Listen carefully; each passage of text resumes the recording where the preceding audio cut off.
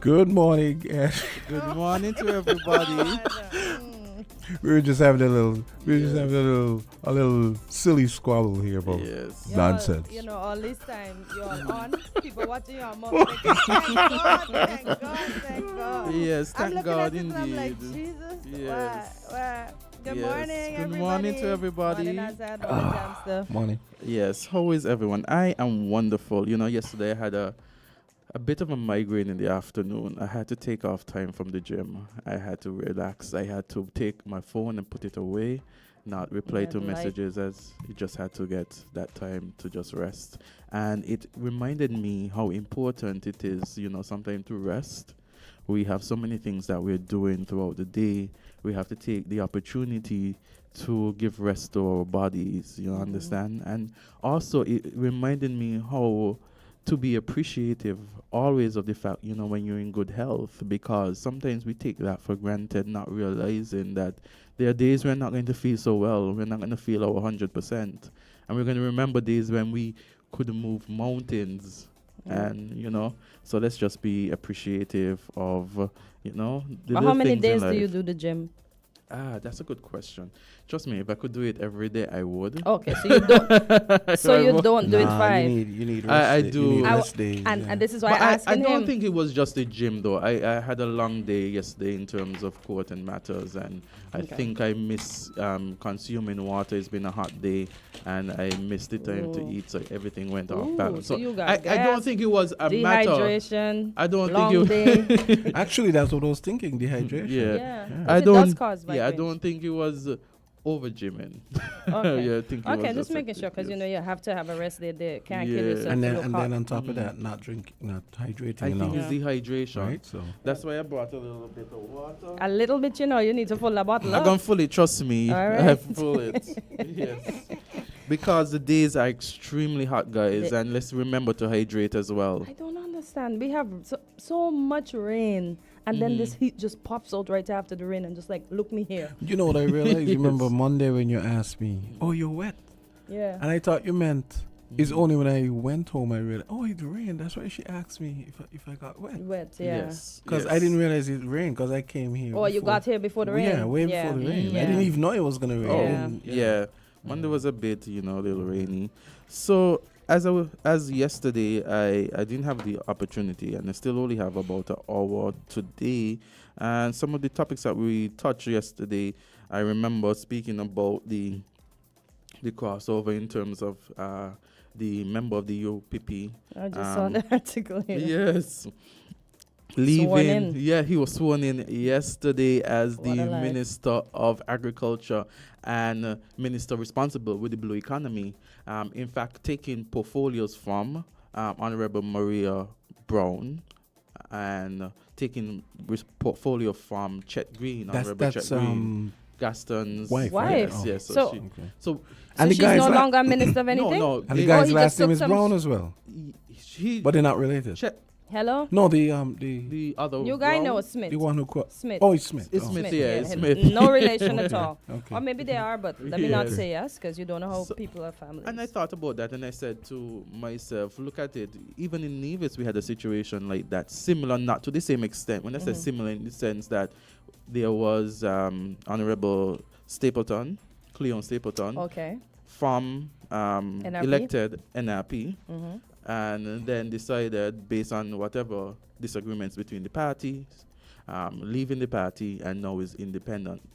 And is an independent MP. Oh. The only difference is that she was not offered a portfolio from the ruling administration. Basically, she's independent, so she's not with Mr. Brantley's No, party at she's the time. independent. Okay. She's And by herself.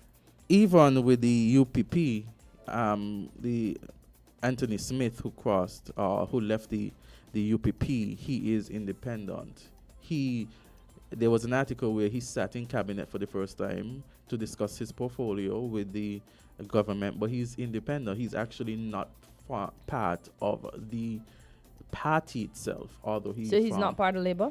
He's not a Labour member of. So he's an Yeah. independent. Yeah. He's an independent. So how do you put an independent guy in your cabinet when he's not? Well, that's where democracy is supposed to work. Yeah. Okay. But think about it this way: you had situations where we had CCM, PAM, and PLP, and we had all of them sitting in the same cabinet, but members of different parties. It's kind of the same thing, yeah. Members of different parties. Yeah, that's why I I mean, said it's the like- colours can work. It's like, Bernie Sanders for Yes. Vermont. Yes. But he caucuses with the Democrats, but he's an independent. Yeah, he's seen as an Oh. independent. Okay. Fair So enough. yeah, so the thing about it, he has government powers in the fact that although he's independent, he's an independent MP, meaning that he does not belong to any political party. He's Party, understood. independent, Yeah. but he sits in the cabinet now, having Okay. government responsibility. So let me James, ask you. Yeah, go ahead. Yeah. No, go ahead, Jamson. No, I was just going to ask him a question, but I'm going to Yeah, ask him afterwards. Yes. No, I was Um, gonna say, as you said, that's how democracy Yeah, works. yeah. No, I was going to say, so Mhm. you think there's some kind of political gamesmanship going on? Because I know ABLP lost 2 seats. I They think- lost ground at the last Yeah. elections. The last time I So- could recall, I think it was 9-6. If I Really? am correct, I think it was something like that. Let me check. Oh, Quick okay. stats. I think it was a 9-6. Because I was around Something in like Antigua for that. that election, and I remember Mr. Brown almost losing his seat. His Yeah. wife even got more votes than him. Oh, Mhm. He what? was very close to losing his seat. Yep. Yeah. The Yeah. prime minister Huh. was Yeah. a lot of MPs got more than him, Wow. including Maria. Yeah, so I'm looking at these results, Antigua's general election, and it was in 2023. So it says here, seats won, we had for the ABLP 9, the UPP 6, and the BPM 1. So it was 9. So with the crossover, I think that will go down to 5 for the UPP. Because remember, the UPP had a the country had a by-election with one of the seats, and the UPP retained that seat after the by-election had concluded, and that was earlier this year. But people were hoping that UPP would get in, but that didn't work. But I mean, Because they said people that I had. People gonna complain about Labour, but still vote Labour. That's what somebody from Antigua told me. yeah. But I mean, 9-6 is still not a bad mix in Now they in have the grand 10, scheme. 10 to 5. Yeah, because why I said that the election before they were pretty down. I think that Who was down? UPP Labour was or down. UPP, or UPP? Yeah. Yeah, they regained some traction. Yeah, Yeah, so 'cause people. that was an impressive for the UPP. Yeah. They gained some ground. But what Yeah. what I'm realizing is that there have been some sort of, the leadership race resulted in, from what we can see from the media, some sort of infighting, and now you've lost one of your MP, not MPs, one of your MPs, because he had a seat and he's a member of parliament. You lost one of your MPs. Power makes people Yeah. into monsters. Yeah. I just don't.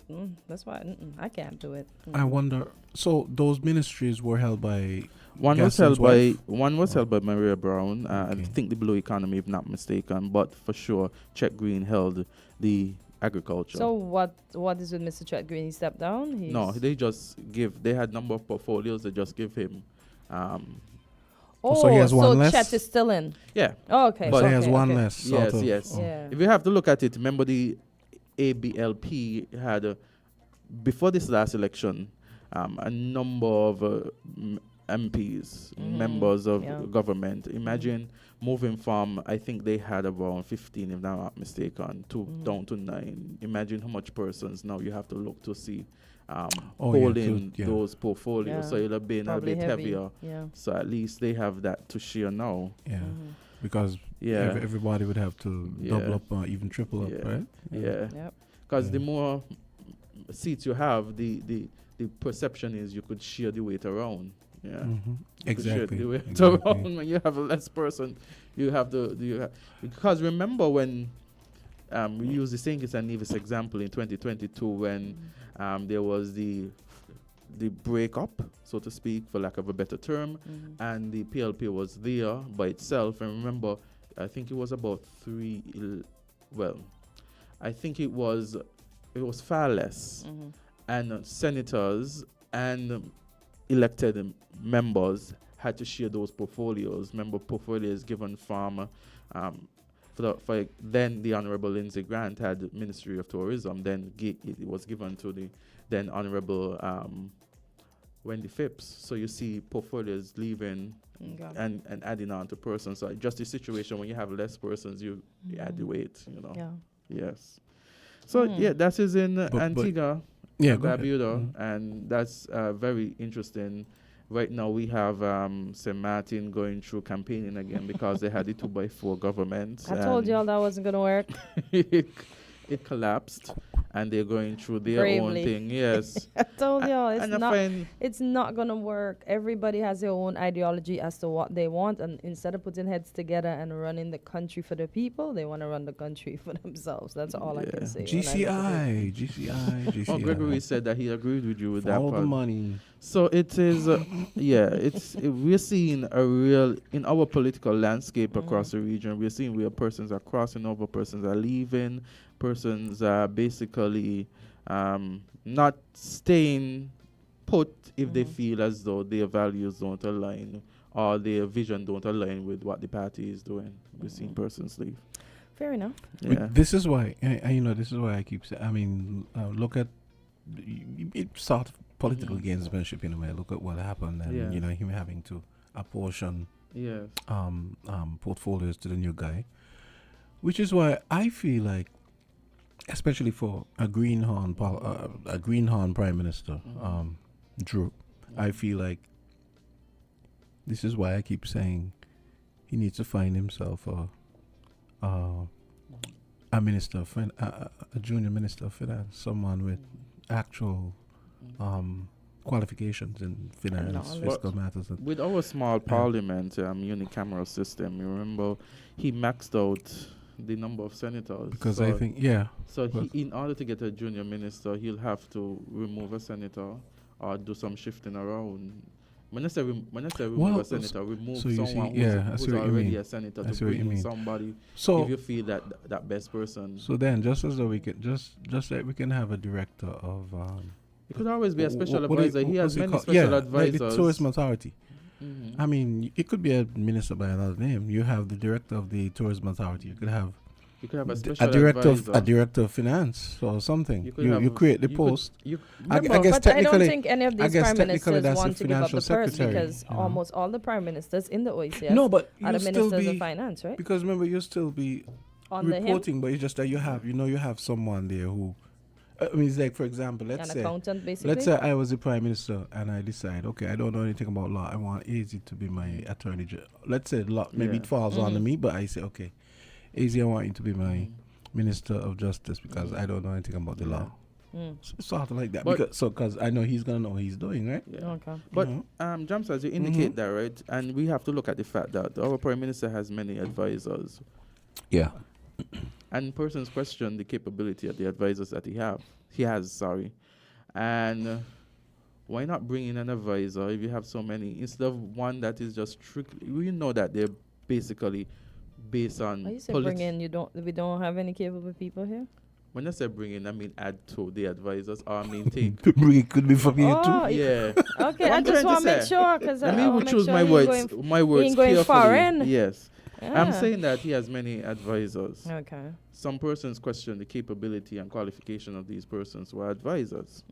Why not Understood. bring in somebody, if you say you need help with finance, someone who really could advise you in the ministries who have qualifications That's what you said. to Exactly. advise you Yeah, rather but that's what than I'm saying. persons Well, why who- is it from I don't like the advisory approach. I feel like there should Mm-hmm. they should feel like there should be executive, especially Mhm. something as important Money. as money. Yes, just like with the Sinkers Tourism Authority. I mean, although no one has explained to me why you need when a you say tourism authority executive, what you as mean? well.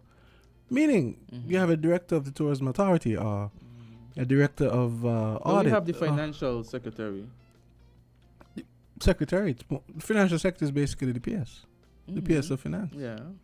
So you need a junior minister, a la Richard Keynes, Mm. So that who would is mean- who is arguably the best minister of finance we ever had. Remember, I said right, based Mhm. on how our constitution is, he has really maxed all the Very good. senators. So if you're going to have, you're gonna have to use what you have there, Mm-hmm. or else you will have to replace what you have there. Mm-hmm. You understand? Because he can't just add.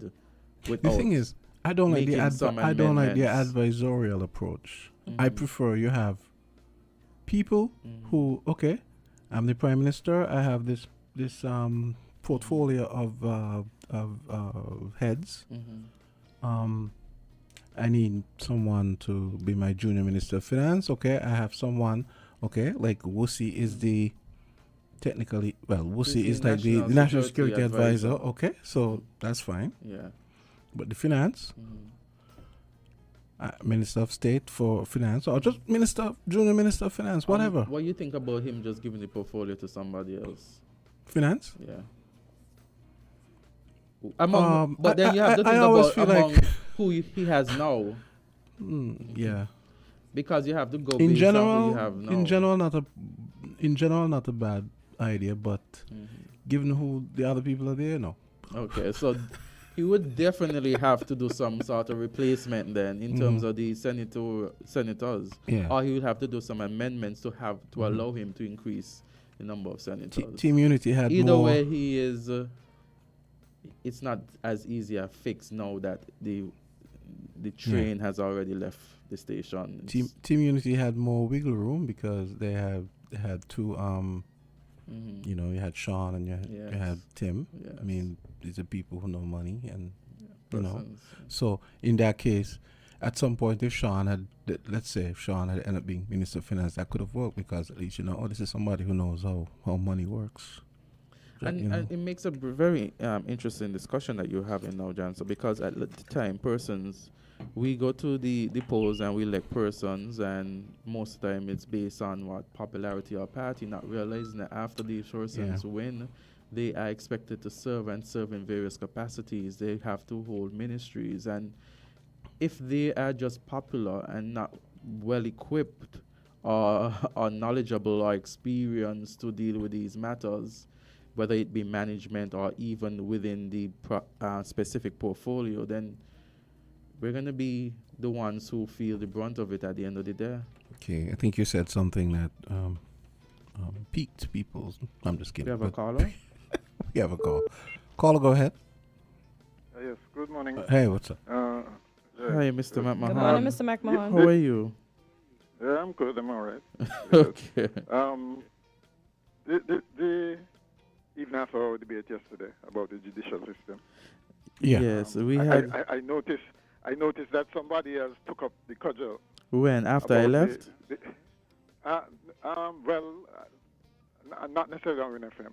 Oh. Big Lies commentary last night about how the justice system seemed to be unfair. You should look up his comments on that. But anyway, Okay. the St. Martin thing, did you all actually discuss, there was actually an assassination, well, an attempted assassination there as well. What? St. Martin? A candidate's wife was killed. St. Martin? St. Martin, yeah. I have to. I saw something, look it up. I saw something about that. His wife died, and I think he was injured, someone of the candidates. What? You know, and if that's the case, I mean, that's really close to home, huh? Yeah, it really is. Yeah. St. Martin. Wow. Yeah. Oh, Right, boy. this morning. Oh. With regards, Go ahead, Mr. McMahon. yeah, with regards the idea of getting what you call it, minister, Junior minister. Mm-hmm. I really do think too that the prime minister's portfolios are too heavy, and he should try to get that.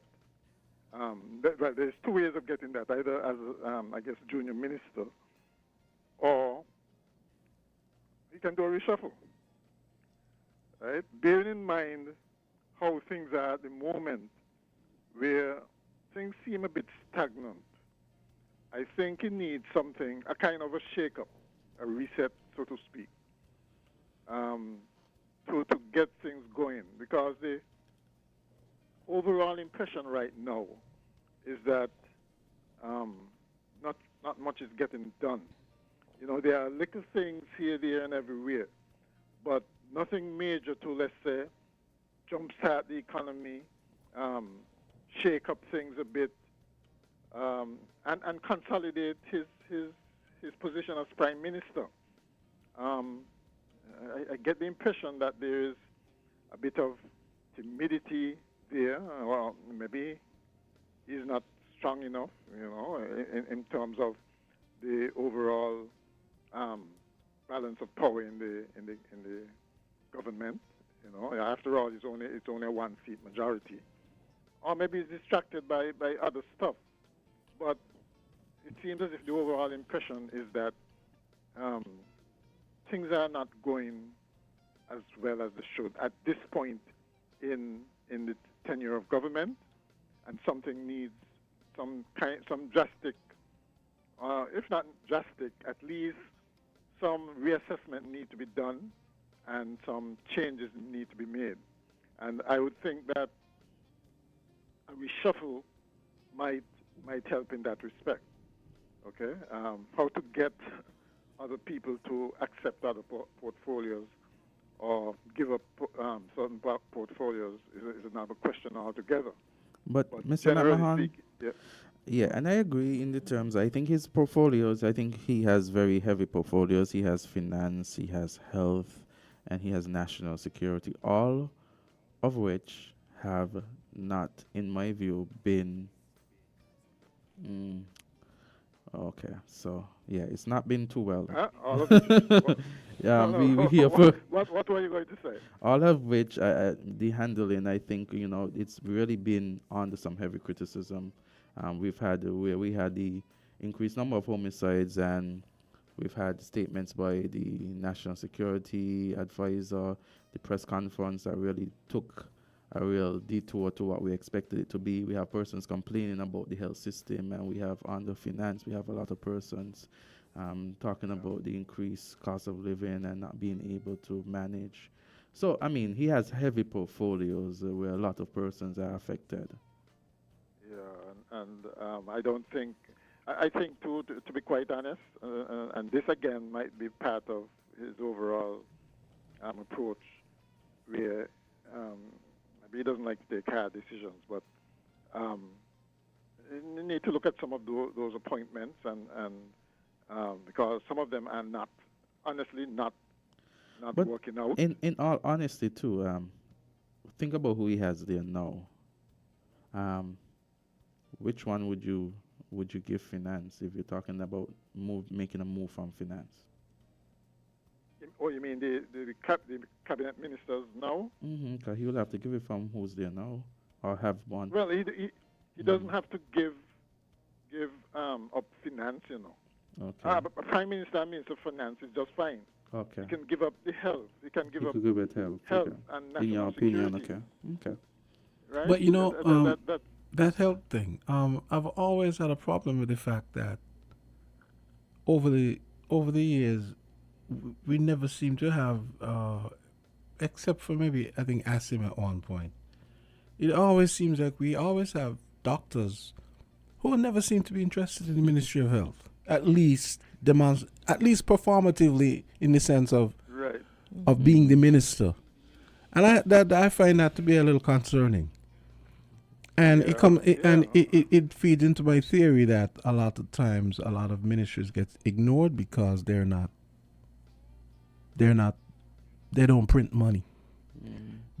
I mean, let's face it, things like education and so on, things that they're money pits, and I don't mean that in a bad way.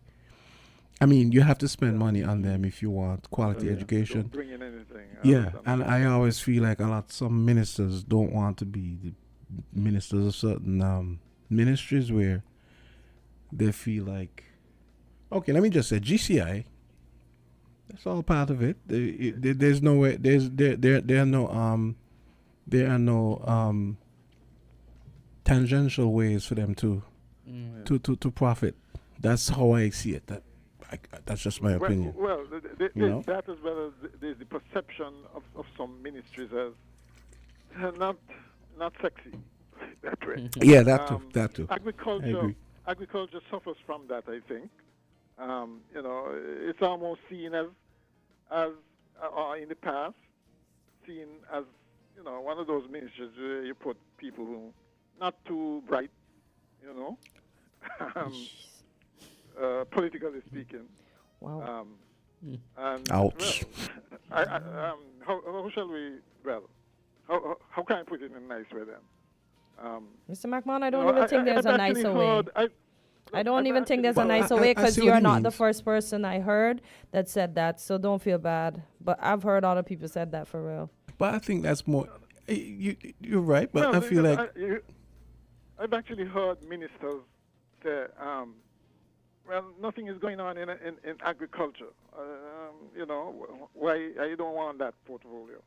They've said the same thing about education too, because Really? again, because and education suffers from that. The idea is that education is one of those mundane ministries. There are so many people, professional people involved there that you can virtually run the ministry on autopilot. Ira, you without realize the intervention of the minister. Ira, I don't know if you right? realize what you just said. What? You talked about people saying those two ministries, agriculture and education, and are things that they necessarily wanted to be the head of. And you realize, what those two ministries have in common? education is the soil in which the human resource of our country is nurtured, and agriculture is the soil in which we are fed. It tells you a lot about those politicians if they think like that. Yeah. Why would you not that's want to true. be? Why would you not want to be involved in develop? I mean, in feeding. Because in- you see, you see, okay, education is one of those. In education, what I found happening there is that a lot of the policies are really regional ones. You know, they get together and formulate regional policies, and everybody virtually follows the same thing. Okay, and there's less scope for ministerial intervention or some bold new policy developing. Yes, that can happen, but the minister, I think, would have to be exceptional and propose something bold, some bold new initiative. Otherwise, we end up just going along with what the region does. That I think is the problem with education, the education ministry. So just Right. to not to cut you off, but you raised something about St. Martin, and I'm seeing an article here now, Mr. Matt Mahon, that says shock and chaos ensues last night as gunmen opened fire on Oliver Arundel, leader of the OMC in Coupe area. He says tragically Arundel's wife lost her life in attack while Arundel himself sustained injuries. So he says reports indicate that the assassins targeted Arundel's vehicle, resulting in fatal shots being fired at his wife, who was seated beside him. Despite his own injuries, Arundel managed to transport his wife to the resort where she succumbed to her injuries in the parking lot area. Wow. This story, I pulled up the story from the thing. Yeah. Here's what another video by local media captured Arundel being wheeled on a stretcher into a waiting ambulance. This is what he said: "They tried to kill me. This is serious," Arundel said, wagging a finger at the journalist. Look at my wife. Look at my wife in the car. Look at my wife." Arundel then blamed the three leaders of other political parties as being responsible, indicating that he believes the shooting to be politically motivated. Wow, man. But then there is something. That sounds so terrible, though. I mean, Yeah, you his wife in that condition, and it almost sounds like he want to make political mileage out of that. That would have been the last thing on my mind. Oh, come on, Ira. But he's lying No. there. He was shot in the Huh? back. He's just saying, "Look at my wife out in the car." I mean, I wouldn't read too much into it. I wouldn't read too much into it like No, that. he's I mean- he's You saw injured, something else, his wife is Kortensia? dead. Yeah, somebody And he's said talking about he's talking about what Mr. the McMahon politics said. of it. Yeah, somebody said, "I hope the people of SXM use their brains and do not make this unfortunate situation a political issue. This man has always been a danger to society. God knows what dangerous Wow. people this man has been messing with that led to the consequences of this crime. And unfortunately, his wife is now dead." Okay, I guess maybe there's context. We don't know. Okay, just that. But it's funny that it Probably takes an is, event for people but- to say what people are doing wrong. I never understand. Like, soon as somebody dies, oh, he was this, he was that, or she was this. Why don't we talk to them when they're alive, or Yeah. take the matter to the police Well, while Yeah. somebody before these also things? said that. Somebody also said there might be a copycat mentality going around right now. You know, you see it happening in the states and in the states with Trump and so. Oh boy. You know, so all politicians need to take extra But precaution, extra but care. can you blame the other parties and say maybe they want you gone? Is that even right? If it's right. Well, If you it's can true. do that, but I don't think this is the time to do it. Okay. I don't understand. I don't how know. Your wife just died, and you're thinking in those terms. This article started I off don't know. saying. So I guess we're gonna probably have to go and dig and see what makes him controversial. The article starts off: controversial politician and Olichi movement for change leader Olivier Arundel was shot in the Maho area. So controversial. That stuck out to me. I was I'm wonder what makes him. What it is. If there are other things involved. Yeah. The articles are might well be. suggesting that he's Might a have controversial absolutely nothing- character. might have I don't mean to absolutely laugh, nothing to do but with politics. that's basically what everybody's saying here. And I empathize You with know? him and the death of his wife, but it's just how everybody. it's just how when things happen, that's when you get these names and these titles attached to you. Was he always controversial? I don't know. Yeah. But I feel bad for the woman and the young lady that won't have a mom now.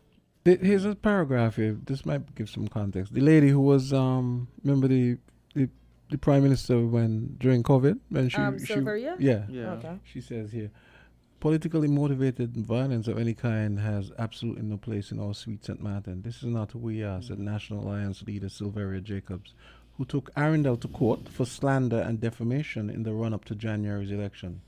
I denounce violence in all its forms, praying for peace on St. Martin and those affected by these senseless acts. So yeah.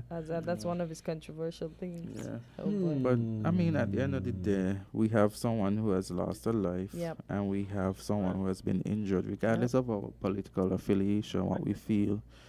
Every life is sacred, and Yep. that does not justify Anybody doing anybody You can't be a politician, I think, and not ruffle some feathers.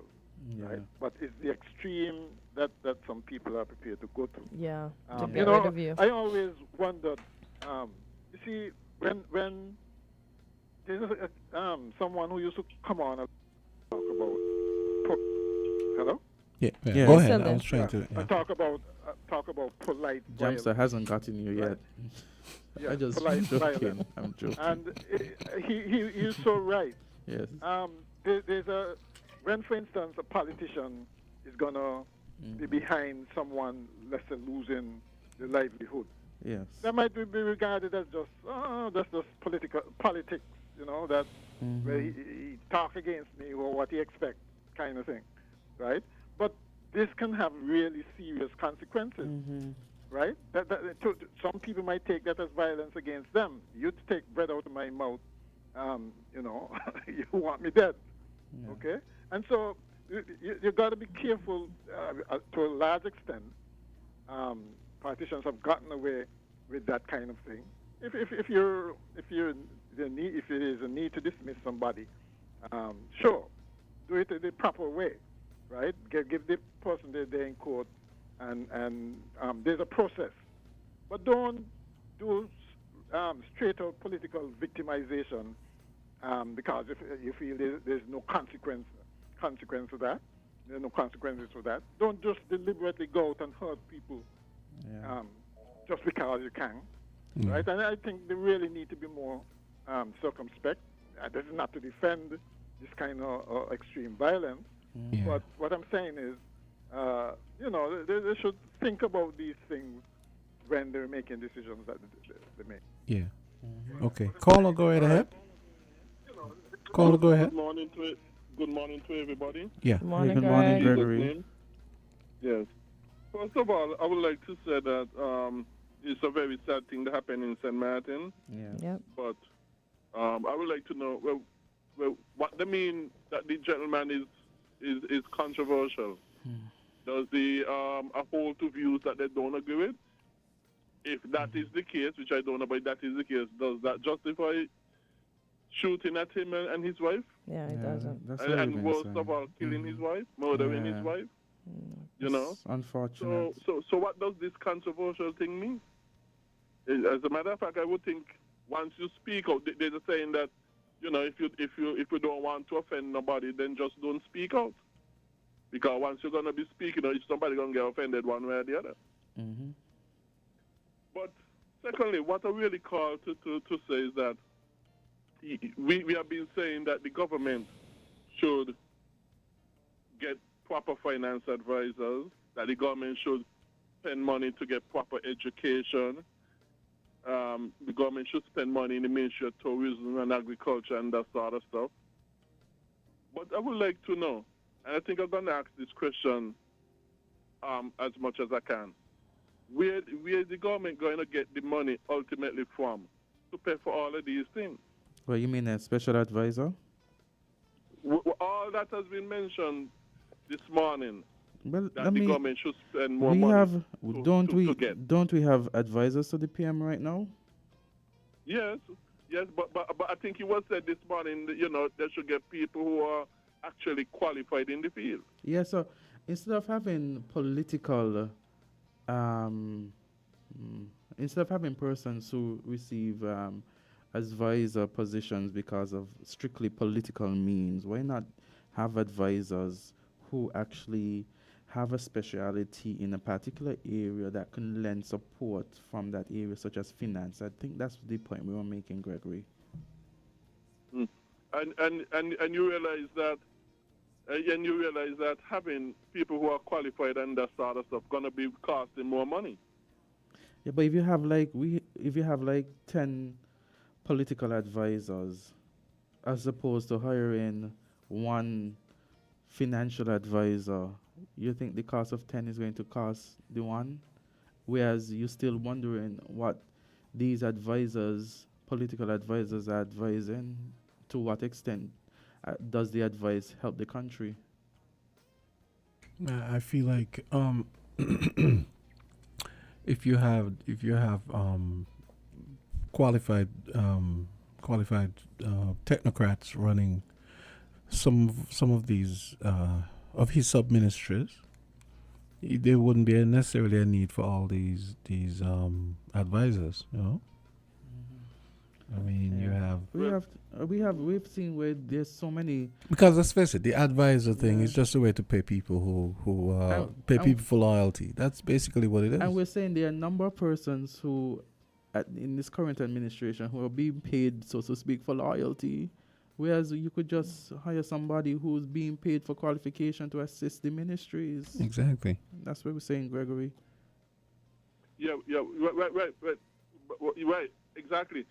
But also it has been said, well, like I said, having qualified advisors, like I said, going to cost more money. And I know you said about 10, but...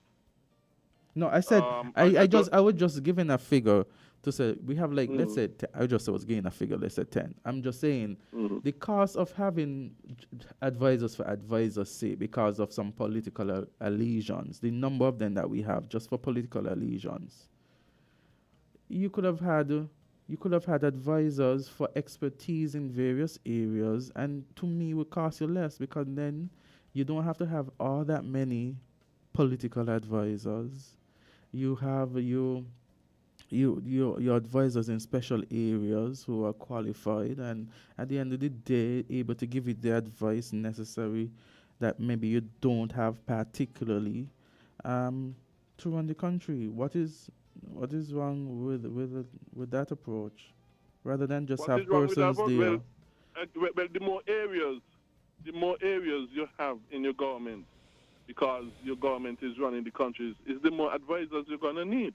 We're not saying, I don't think we're saying advisors in every aspect, but we're saying advisors in aspects that are necessary. For example, we looked at finance, and if it is that you're going to have so many political advisors, what is their job description at the end of the day? We've heard a former advisor to the PM who have said that they weren't really being utilized. We've heard it from that person's mouth, but they were being paid. You understand? So at the end of the day, what's so wrong in getting advisors in areas that the country needs? Perhaps the particular minister or ministry doesn't have that expertise, and so you just hire somebody with the qualifications to assist and supplement that ministry. That's all we're saying. What is so wrong with that?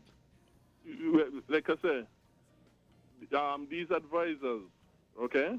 These advisors that you're recommending, like I said, you have to find money to pay them. Okay, so we keep it as what is? Well, what's your recommendation then? You keep it as what is. Who to say you need these advisors in the first place? Okay, so we don't need any advisors right now. That's what you're saying? But then well, a lot of these advisors are not needed because the ministries and so should not exist. Like which ministry should not exist? I guess what Gregory... Majority of them is just a waste of time and money. I guess what Gregory is saying is, I mean, if you look at the typical ministry... We're not saying putting advisors in every ministry. No, but I think what he means is, I'm thinking there's probably a lot of overlap and redundancy it's just going to be a fact when you consider you're paying people as advisors, and But Gregory, to me, when maybe they're not even essential. no, but we're not saying just put advisors for advisors' sake. I think he's missing the point if that's what he's saying. We're saying that where there is need for some sort of special skill, you hire a special advisor to fill that skill if it's needed. I think this conversation came from the fact that Jamsa, you were saying that in the Ministry of Finance, you were talking about getting a junior Minister of Finance. I indicated that right now, based on how our Constitution is, he has...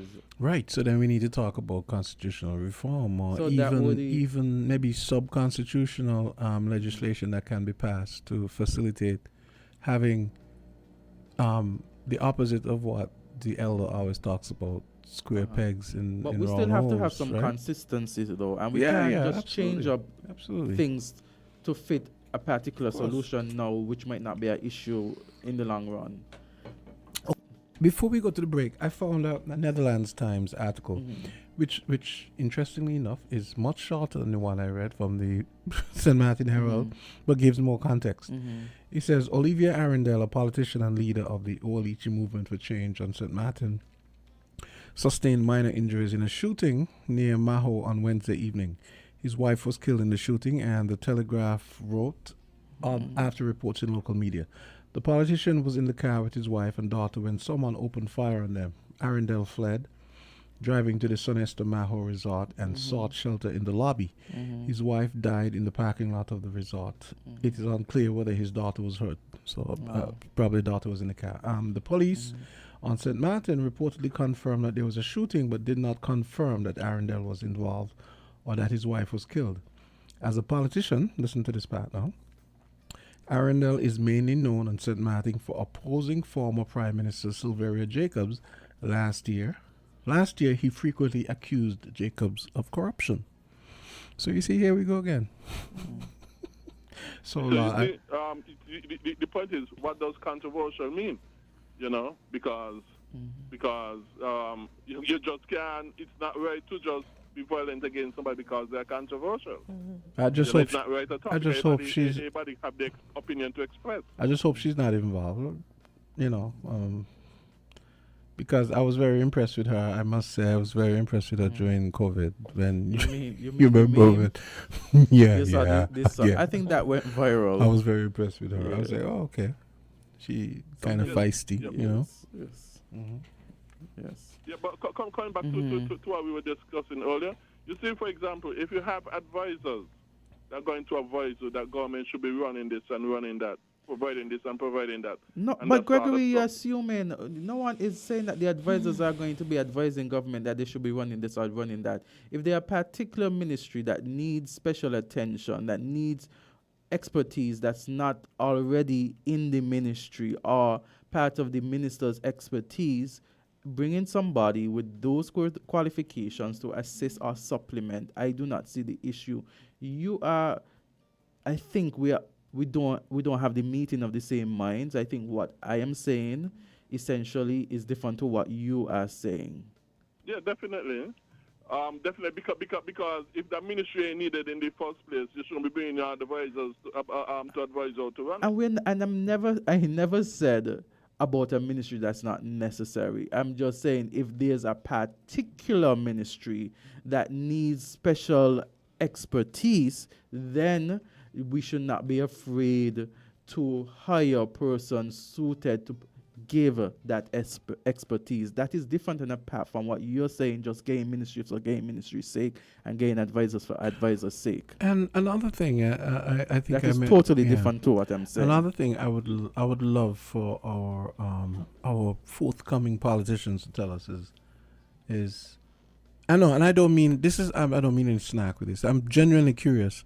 Why it is we need a tourism authority and we have a Ministry of Finance and a tourism authority. That has never been explained. I'm curious. It's no shade or anything. I honestly, but you see what I'm coming from, right? I've heard you speak about it. Yeah, I would like someone to explain. I'm just genuinely curious because I mean, and that setup has technically what is you could say a junior minister of tourism, because the director of the HTA, I keep saying HTA, You mean the Tourism CEO? Authority. The Yeah, CEO. the CEO is technically a junior minister of tourism, Well, the CEO, which is fine. The CEO, well, the CEO answers to the board. The CEO can be removed. A junior minister won't be removed as much as a CEO would be removed, or under the purview of the board. A minister, the board serves at the minister's pleasure, whereas as a CEO, you're there as a ex officio member of the board, but just managing the day-to-day interaction of the organization. So you see, the plot thickens. So I didn't realize there was a board. So I would like Yeah, someone there's to a explain board. to me why all There's a all of these chairman of the layers. board, too. Oh, okay. Of the tourism authority. Yeah, you don't know that. No. No, I Obviously mean, I not. thought you. For example, if I'm not mistaken, I think Genuinely curious. I think Mrs. Duggins is the chairwoman of that board. Duggins. The minister's wife. Oh, okay. I think, if I'm not mistaken, I think she Okay. is the chair lady of that board. Yeah, but Azard, you may see a ministry that need some advice because of technicalities and that sort of stuff, and I might see that ministry that as one that need to go out of existence. Yeah, but then um, you talk to the prime minister who you know, during the swearing in, he allocates ministry and stuff like that. And then you talk to the PM from that basis. You talk to them about what ministries you feel are necessary. If you leave it up to Greg. I wish I could get his ear, but obviously I can't. Well, he's the prime minister for all, so maybe just book an appointment and see. But see, the disadvantage Greg might have is that he might have heard that you don't vote. Gregory just So then he's Gregory. gonna say he can't listen to somebody. Not saying he may not listen to you, but then this is just me thinking.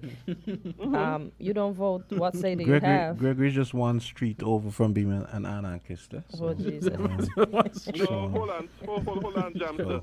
An anarchist is people who are disregarding the rules and the teachings of the Bible. Okay, let me say libertarian. That then. is what makes an anarchist. Maybe you're a libertarian. Is that better? No, just a Christian.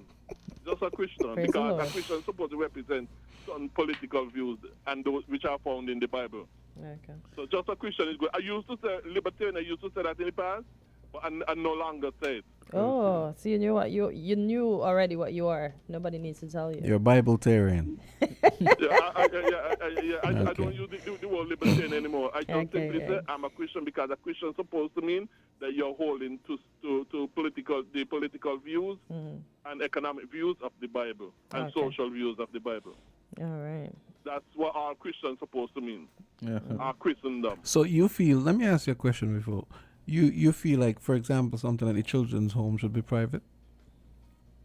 Of course, I can't of believe course, because that is the implication of the teachings of the Bible.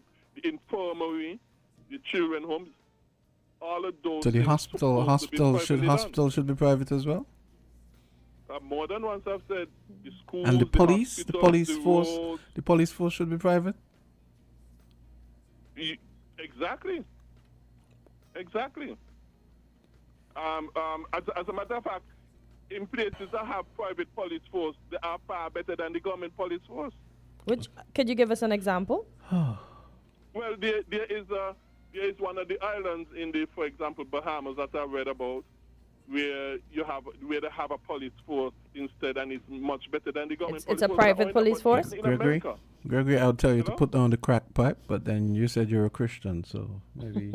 And even in America, private police forces in America operate far better than the government police force. Well, and the state police I've never forces. heard of any private police Yeah, this force. is the first time I'm hearing that because Research, it's government. Trevor is a lot of stuff. So the military, have not heard. so the military should be private as well, and the Well, treasury. In the Bible, no, hold on. In the Bible, having a professional government standing military force is actually a curse from God. Any country that has a government standing military force is really an indication that you're under the curse of God. because the Bible tell you. So you shouldn't have a the Bible military show force. that. The Bible show that the military supposed to be like you're having time of war and you call people together, you gather them together to fight the war. Not that you have a standing government military force. But what if people don't want to show up to Well, fight the war? At least you know you have people there on reserve, right? But you could have militias. You could have private militias. Yeah, but it's just that are ready to come together in but times it's a of military. emergency. It's just military by another name. I mean, But they're private. Nothing wrong if they're private. But not because government, when government have these standing military forces and police forces, so they eventually use them to suppress your freedom and liberty and your rights. Okay. All government always end up using their police force and their military. let me ask you another to one. suppress human So, liberty and freedom and rights. so a government shouldn't have, for example, like a welfare program and so on. They shouldn't. No, They the Bible forbid those. The Bible forbid those. No, don't get me wrong. Do not get me wrong. Let me say this. boy. Yeah, hold on. Let me say this. Because the government have so impoverished people, okay? Because of its anti-biblical way of doing things, people have become so poor that really and truly, I would not tell anybody that if government give out anything in the name of welfare, to reject it. I will not tell people that because the government has so impoverished people that I will not tell Basically, anybody. Gregory, what you're saying is that Reject what the government give. But at the same time, even if you take something from the government, use it. okay. So then the then- government shouldn't collect In the taxes right then, way, in the proper because you Bible way. think everything Use it should for that. be. But one, we have Gregory. Gregory doesn't vote. Gregory doesn't believe in a government system, so we can't be too surprised at his No, answers. I don't believe in the government system. I believe in the biblical government system, not the secular ones or the worldly ones. Okay, that we so you have, don't which is believe in the anti-scriptural. system. You don't believe in the system that The we current have now. system that we have. So you don't Right. believe in the current system that we have now. So I Right. amend my statement to say we don't Yeah. believe in the current system that we have now. Right. You don't vote for the current system that we have now. And so we Right. can't be surprised at Gregory's Because it's sinful. responses. But Gregory, doesn't the Bible say? Isn't there a bit in the Bible where I mean Jesus says something to the effect of like Give unto when he, Caesar what is that, to and also Caesar. the one about where when you look after people, you're looking after me. It's like when you Oh. you help those in need. But he's saying, yeah, but know? I guess Gregory is saying, yeah, you could do that in your own personal capacity. That's not Exactly. government. But God expects that Mhm. we're gonna need governmental structures. We can't just be living willy nilly and where No, every but he tells us in the Bible what the obligations of government are that he has given government, and do not go beyond what you see in the Bible. God tells us that. yeah. But So, you really so think the- God is gonna condemn us for say looking out for the needy and the infirm and the sick and really, and if a house burns, just let the house burn because. I mean, come on. No, Because hold on, in hold your on, mind, hold on. It fire doesn't- services should be private as well. Exactly, Yeah, so exactly. Gregory, And that but would Gregory, be a whole lem- lot before better. you go on, if you remove them from government and you put them in private entities, right, Gregory, you still have Mhm. individuals, because individuals make up government and private entities. You still have individuals in control of these things. Yeah, but the thing is, hold on. The thing is, one of the reasons why the cost of living is so high and people are getting poor and poor is because of government doing these things. Okay, stop. Because Before you go, in the end, find further, money these to do same these things. individuals who are in charge of private entities might not be Christian-minded like yourself. But competition, pressure force water to go up here, and competition and having a good name in an So you are environment where people okay. have You're okay alternatives. to put certain resources in the hands of persons who might not become Christian-minded by like yourself, but you're not okay if these persons are representation of our government. Because what I'm saying, government does not operate on market forces, so therefore it is not effective, it is not efficient, and it is very wasteful because Okay. it does not operate on market forces. Okay. If it's in the private sector, it will be operating on market forces, which means increasing competition And when you have increasing competition, it carries down prices. It makes the suppliers more effective because you have to give the best at the cheapest. So let me ask you a question before we conclude this. If you had to put every resource in the hands of private individuals, you had to vote for that, to put the resources, everything in private individuals, and you had the opportunity to vote for it, for that to be done, and your vote is the only vote that counts. Would you vote for every resource to be in the hand of a private entity? Okay, be brief, Gregory, because we have another call. Yes. No, not in this private system. In this system. No, I have to do it the Bible way. Okay, thank you. Okay. In other words, the ends doesn't justify the means. Okay, thanks, Gregory. We have to. Yeah. Okay, that person. Thank you, Gregory, for your contribution. I think we were on that for a long time. Boy. Let's And take we're another just going call. around I have to go to a break, but caller, go ahead. Oh man, go ahead, caller. Oh, I just had that. I saw this we have a call. Oh, you have a call? Yeah. Wow. Okay. So I saw this notice, the important water supply update for Phillips's Village, Molyneux, and Borio. And this is from the St. Kitts Water Services Department's Facebook page. It says, we are currently addressing a current operational issue impacting the water supply in your areas. To mitigate any inconvenience, we will commence water distribution via trucks starting at 6 a.m. today, ensuring that all residents have access to water. We anticipate that normal water service will be restored by 4 p.m. today. We value your patience and cooperation as we work towards resolving this matter. Thank you for your communication and understanding. So, we have a call. Caller, go ahead. Actually, Greg might have a point with the military aspect of things. You realize that the Army, in our instance, is a fairly recent development. Before that, there was just a voluntary force. Yeah, I think, right? yeah. I don't know how many people are employed there, and this is not to take anybody out, take bread out of anybody's mouth. But really and truly, what does the Army do? What does an Army do? But, I mean, at the end of the day, I mean, in the grand scheme of things, we look at our Army, we call it the Defense Force. You know, countries back in the day, and even now, we have wars that happening. I mean, we're lucky not to be involved in those, but precisely, armies are there to protect the country. Why do we need a defense force here then? But one of the ways I would approach it, I would take a progressive approach, and in having a defense force, I'd train them longer. Here's how I would do it. There'll be a layer of training in emergency management and emergency logistics. Rescue services, you know, for cases when we have disasters and so on. So they can assist in search and rescue. They can assist in construction when we have hurricanes, all that kind of stuff. Right. Even if Mr.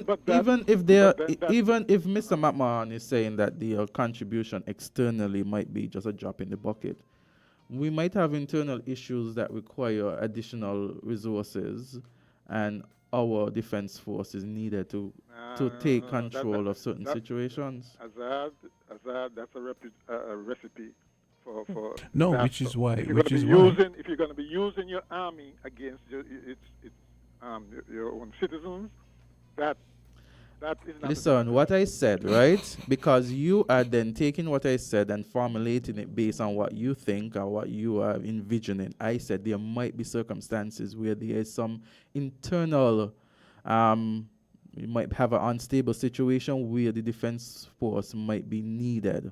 However you apply that, you apply it. But I am speaking very broadly. Well, I mean, that would be one of the things that would be covered in the additional training, I guess. I mean, sort of National Guard / military police type activities, which is, you know. So why a volunteer force, though? Why do you need a standing army? Just sitting there waiting for some kind of action. No, but if you have an army that's trained from a So- progressive standpoint. There's going to be ongoing training in not just defense, So, but Mr. all those McMahon, other things I spoke What about. is your suggestion? What is your Just like the recommendation? fire services My have. suggestion, Let's hear what You Mr. know. McMahon's suggestion is. my suggestion is that it go back to being a volunteer force. Yes, you can have the training and so on that you talk about. Certainly, for emergency stuff, hurricane relief and those kinds of things. But leave it as a volunteer force, not as a standing army. Just more like the National Guard, where people have their jobs, their ordinary jobs elsewhere. But in the event of those kinds of emergencies, they're called up to do that kind of work. Otherwise, they're just there sitting.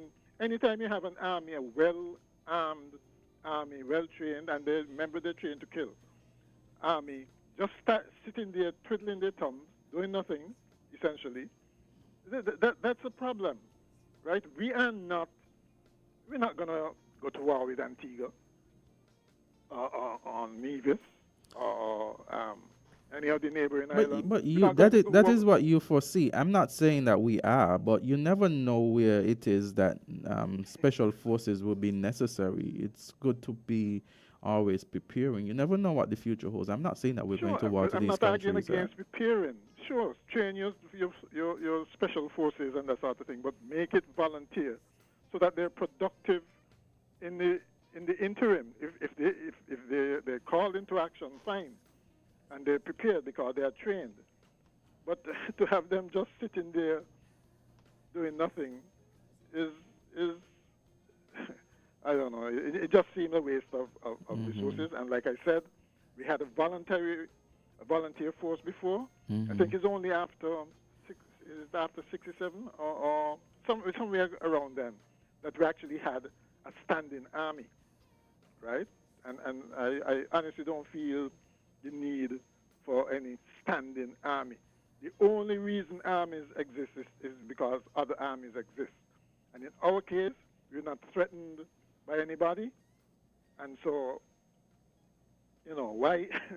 why encourage the threat, there to be a threat by having an army?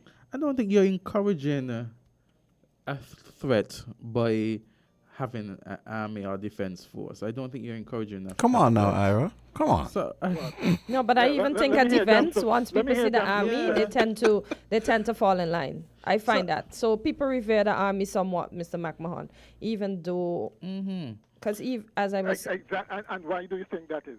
Because because of what they they are believe they stand for. associated- They are associated with overwhelming power, overwhelming force. Okay. Police forces are designed for what the kind of threat that you're thinking I of. also think that a defense force could serve a very important national duty in instilling discipline and honor, things like honor, discipline, and national Mister, pride. what I mean, I'm getting, No, but I'm Mr. saying- McMahon, You can have a McMahon. national service. Uh-huh. No, what I'm Kortensia saying from is- what I'm Guyana. saying Yeah, is- they have a Guyana, national don't they have service. National service. Yes, they do. I know, but what I'm saying is, if you have a Guyana service, doesn't have a defense if force. you have They a have a defense defense force force, and they have a Okay. national service. if you Okay. have a defense force that, in addition to providing defense for in the rare occasion when it is needed, that is trained to assist with national security, emergency management and logistics, search and rescue, community service. You can't tell me that doesn't serve a good for, especially if it's endowed with the kind of with the kind of let's say cachet where people actually want to join the defense force because they know why. I mean, But you don't need a standing army for that. That's what I'm saying. You can do all those things with a volunteer force. Weekend warriors, we call them. You don't need a standing. but you say defense force. you saying standing army like we have hundreds of thousands of people. No, I don't know how many we have, but it is a standing army, right? That is why you used to have so many coups in places that had large armies with nothing to do. The strong man in the army, usually the head of the army, I feel just take over, just organize a coup, no. right? No. I feel You no. don't I, need I that. think I agree. I mean, you could make an argument that maybe the money is best spent elsewhere, but I don't think. I think it's. I think it serves. You can, whatever services you just detailed Mhm. can be done without a standing army. A volunteer force. But then, will would it be fine. better if you have if you have these people on retainer? I mean, that's how you could characterize it. Paying them, as opposed to having this kind of loose informal structure where you're not You can even pay sure. volunteers as well, You can pay volunteers as well. Yeah, but then That's different. no. But then when you have volunteers, what happens is people barracks and- become entrenched in their own lives, and we might end up having a situation where maybe the defense force side of it might suffer because this person has a job and this person has children. But if they're being No. You remember, you can be with a volunteer force. You can be called up, and then they're not really in a volunteer situation anymore. Volunteer doesn't mean that if for instance there's a need, an emergency need, and you don't want to go, you just don't go. No, if you're called up, then you have to go. But what I'm saying is that is different from being there, sitting in barracks, sleeping in barracks, eating in barracks, with nothing to do. I mean, take for example, look at now we have that thing happening in Grenada. We have a defense force. I mean, I know we sent people, but take for example, if we had, let's say, if we had a holistically trained defense force, you know for a fact that we can say, okay, we're going to send 30 people to Grenada. Okay, we're going to send six carpenters or people who might happen to be carpenter masons. We're going to send 2 plumbers. That makes more sense. That's what I'm saying. That is what I'm saying. But that's exactly what I'm saying.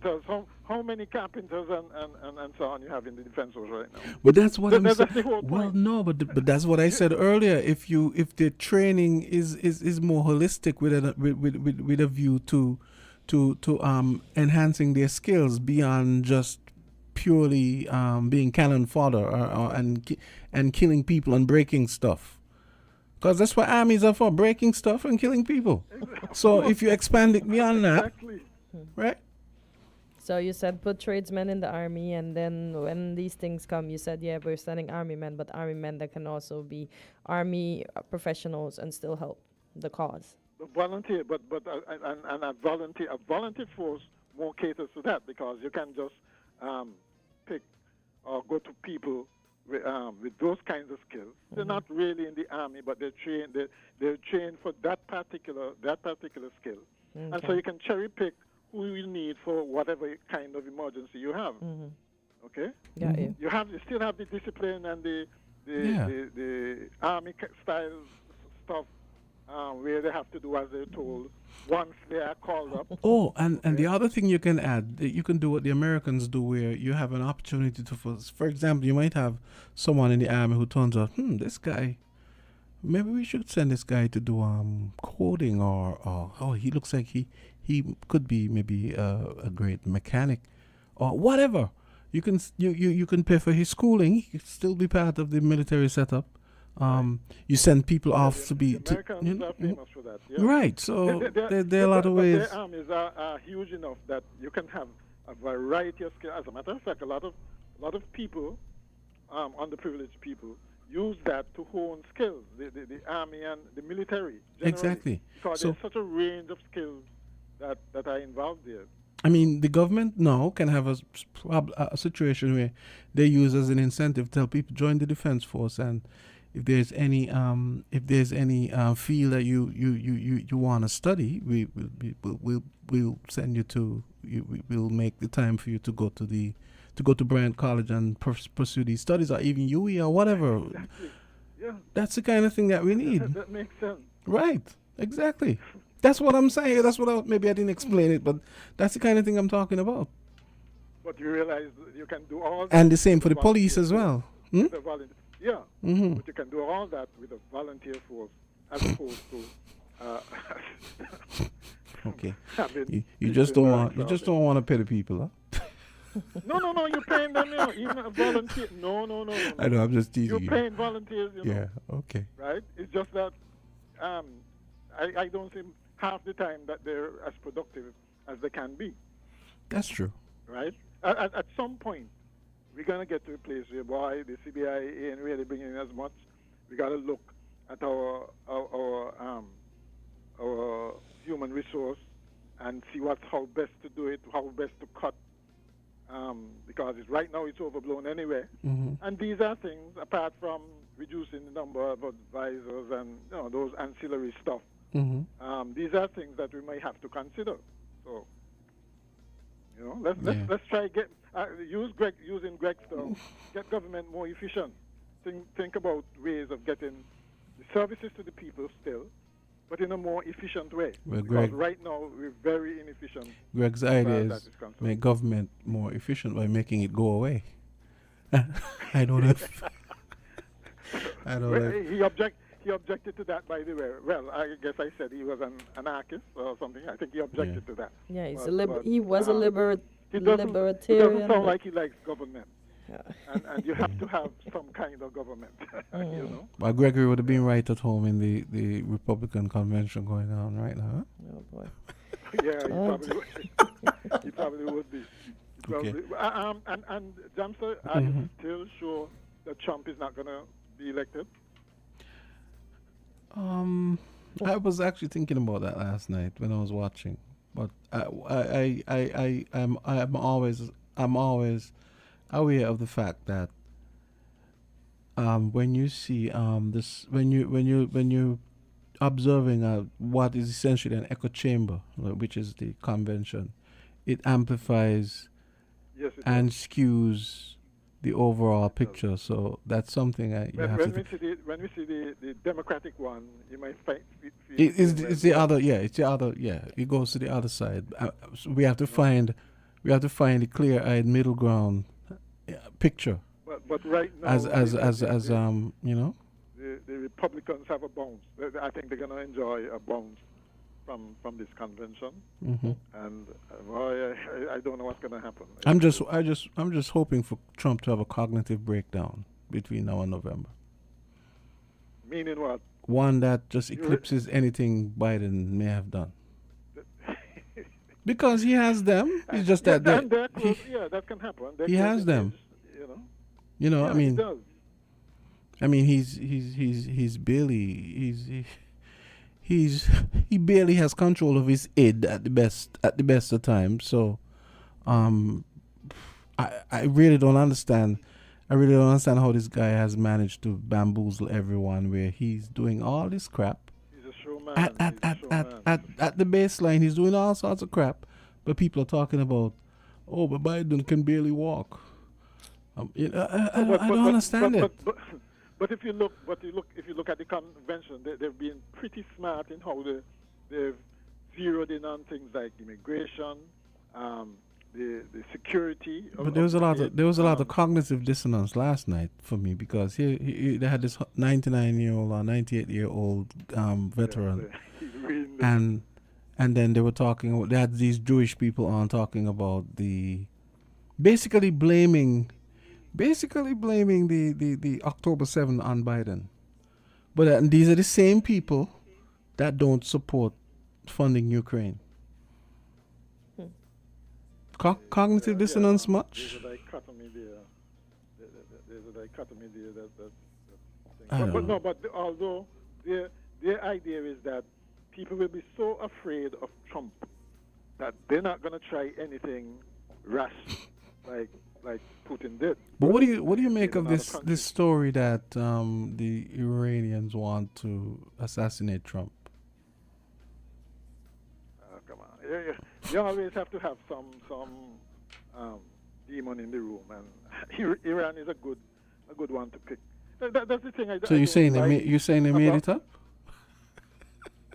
Yeah, of course. No, they didn't. No, I don't think so.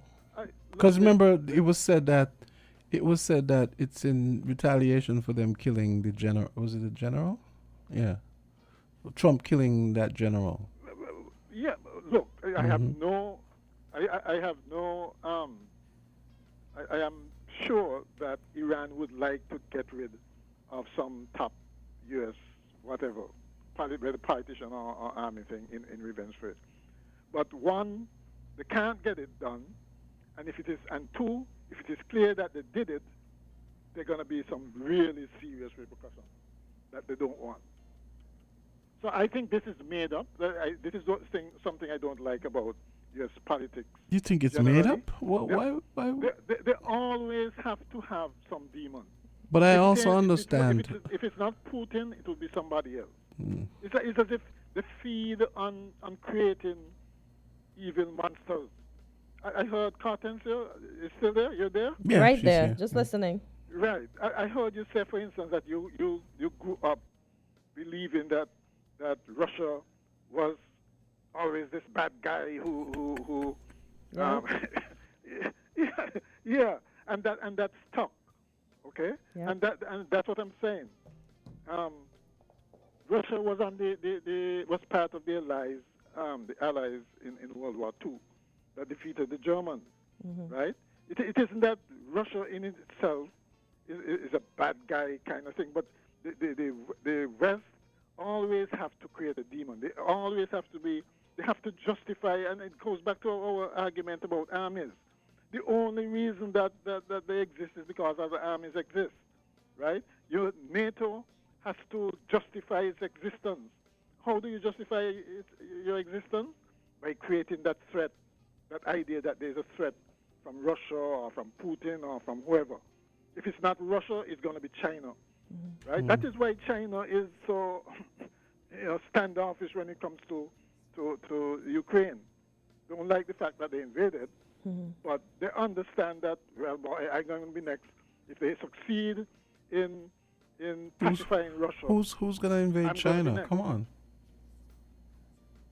there's different ways to invade a country. But why? No. Well, So come on, what? man. So what do you think? What do you think all this economic pressure on China is about? 'Cause- It doesn't have to be a physical invasion. What they're trying to do because is the Chinese weaken can't you, be trusted. weaken you, huh? Because they can't be trusted. And you think the West can be trusted? We're not talking about the West. We're talking about China. No, I wouldn't trust China's intentions either. They're probably doing it for self-interest. But the West is no different. Okay, they are doing the same thing, right? And all of them are going after world hegemony.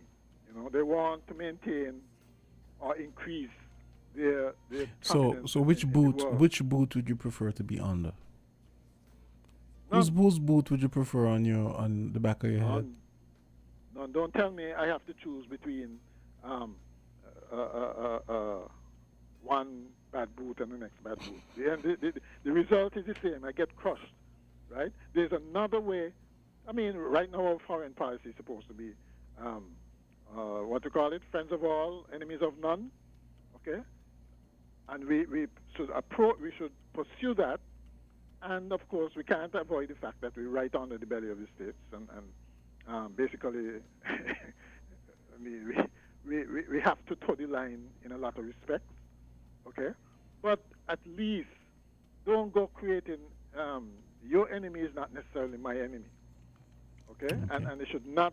Our foreign policy should not be one that I follow you hook, line, and sinker into whoever you're against at any given moment. I have to be against. I might as well go back to being a colony. All right? Yeah. So go to other countries, try to get better relations and more economic links going with other countries, whether in Africa or India, Brazil, South America, right? And try to wean ourselves off of the dependence on the U.S., okay, on the West generally. I mean, the US, Yeah, but the US at is the very least, natural, is our natural. I mean, you partner. I mean, I feel like the U.S. and is a more natural partner. We have a lot of our family Yeah, they members, are. our family Speak members, English. and our regional family members living That's there. where our people migrated to. And yes. and we associate with their culture a lot. You right? Yeah. I mean, but So you yes, consider but at India the and same China. time- These are people who don't like black people. So why would we want to? Why why would we So want you to think- get cozy with you people who think- don't like us? So you think Americans like No, black but people? the point is, at least our people live in the belly of live in the belly of the beast, and they know how to navigate it. That's not something that's not something that can be said about the Western. I mean the Eastern interlopers, so to speak, and the pretenders to you know. No, but we can have a relationship with them still. Don't we have a good relationship with Taiwan? I kind of see Taiwan differently. so it's not- I see Taiwan differently because I see them a little differently. Because You see I them think as West. You don't see them as East. I see them as Eastern, but at least they're a sort of let's say a sort of let's call them a comely hybrid. And you don't think China could be that? Oh no, Or India, or even India. no. No? I think at base that these people hold they view us with contempt, and they don't see us as their equals. So no, that's going to be a problem. I mean, The one I'm thing- not the one saying thing- the relations probably can't be right. managed. I'm not saying relationships can't. We just have to be held at arm's length, and you have to deal with them with a kind of let's say cautious cordiality. You know. With side glances. Yes. You you know, know. At least, I guess you would say that with North America, they're more open in their dislike or disdain. Yeah, They yeah, don't have I dislike, like that. At disdain, least I know. Yeah, right? you know. As opposed to the others, which would kind of creep up on you, kind of thing. Yes, there is always that. Yeah, Okay, and you know, there's a cultural aspect uh, where a lot. But the of effect, you but know. the effect is the same, though. I guess, think but about it. I guess. You prefer it to be in your face rather than behind your back. Yeah. Also, but you could argue that the Easterners, oh boy, it's probably more in your face as well. It could be, especially the way. I mean, if you saw the way they were treating Africans during COVID and so on, and actually telling the Africans they're the ones who brought COVID to China. Yeah, That's just No, no, bananas, what you bananas say- to me. What you say about the world, getting the world to think that China is where COVID started. But that's where it started. Huh? According to it's- Trump. No, but not even before Trump said anything. We know that's where it started. Listen, Mhm. if in fact COVID was There were Chinese. military- There were Chinese. If- There were Chinese. I remember South China. What's it called? South China Morning Post had stories basically talking about. In fact, I remember reading. Sometimes I read the articles. I'm like, how are these people writing these articles? And the Chinese government is. I think they're based in Hong Kong. The South China Morning Post. which is suspect anyway. Well, this if, was. But Yeah. if in fact COVID was an experiment gone wrong, okay, I don't think that it necessarily may have been just a Chinese thing, right? As a matter of fact, I feel if it was a Chinese thing, the U.S. probably would have known that and would have used it to in its fight against the emergence of China, the resurgence. No, but I should think say, I of think China. sometimes they get irrationally caught up in being labeled racist by the Chinese and maybe other people on the left who have a bleeding hat outlook when it comes to just people pointing out the truth. Take for example, you have all these Chinese people who they go to the university, they go to American universities, and they get it gets found out that they're sending back research and so on back to China, and And, there have been people who come out and said, how is it racist to say that if you have 50 people who come from China to study, and it turns out that 37 of them are actually spying for China and sending back valuable research to China, how is that racist for you to say, well, okay, we have to do something about that, so we have to screen these Chinese? That's not racist. That's just realistic and vigilant, isn't it? Well, yeah, to a point, you're exactly. Right. It's like So saying that this is the kind of nonsense I don't understand. You remember when this whole hijacking thing and so started? You looked at everybody who looked like an Arab suspiciously. I mean, whenever you're flying, That's bad. And sometimes they thought it was Indian. Sometimes You shouldn't discriminate against persons like that. And it was. Yeah. It was discriminating. But, I mean... so at the you same have to time, discriminate. Discrimination isn't necessarily bad. It was understandable then. I mean... Yeah, Especially but if you wanna everybody from provide. that particular race is not the same. Yeah, exactly. Yeah. But still, you have to take Okay. reality on board and be like, and find a balance you gotta where, take okay, precautions. l- I'm not Right. going to be, Okay. So it's not... So what you're actually doing there, or we, is making a practical case for profiling, racial profiling, and Yes. Yes. Yes. Why is that a pejorative idea? If there's this guy from the UK called Douglas Murray. Have you ever heard of him? No. And I was watching some stuff this week. They've been having these town hall meetings with Muslims, and he's pointing out the fact that, hey, Buddhists aren't the ones going around bombing this and killing people and blah blah blah and blah blah blah. So you have to say that Islam has a violence problem. He pointed out. He quoted scriptures. He compared Christian approaches to let's say living versus Muslim ones, Muhammad versus Jesus, and he was very logical and cogent in the way he laid out everything. And there are people who would hear that and they'd be clutching their pearls and say, "Oh, he's a racist," but he's right. This is the thing. Sometimes the truth is inconvenient and uncomfortable. But right? You shouldn't let it. You shouldn't let that profiling define you. That's what I'm saying. One of the worst experiences you could have is driving in a car, breaking down on a highway, a deserted highway Mm-hmm. in the States, Mm-hmm. right? And I remember that happened to me once, and it was white people. All kinds of cars with is a white person, Mm-hmm. a white couple who actually came up and offered assistance, right? So you can't, and that's the whole point.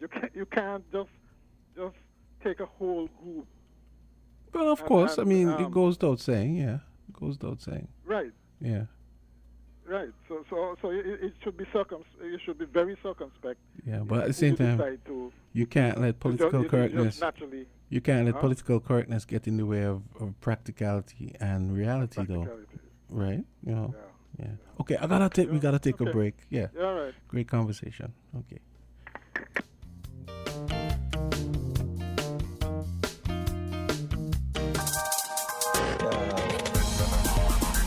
We're different. We're 98.9. 98.9. Win FM. Here are your Husband's Value Mart IGA specials. Running July 11 to July 24. Now, our Value Club Blue Tag specials. Essential Everyday Barbecue Sauces, $7.99. Dunkin' Hines Cake Mix, just $5.99. Philadelphia Cream Cheese Spreads, $13.99. IGA or Essential Everyday Frozen Waffles, $10.99. Buyer's Ice Cream, just $22.99. Dawn Dish Detergent, $12.99. And now, our very low weekly Value deals. Essential everyday pasta, $4.99. Essential everyday pasta sauce, $9.99. Most honey bunches of oats, $12.99. La yogurt, $3.39. Equaline hydrogen peroxide, $6.99. Equaline mouthwash, $10.99. Shop smart, shop value mart. Tell them in Spanish. sea listo y haga sus compras aquí en Value Mart.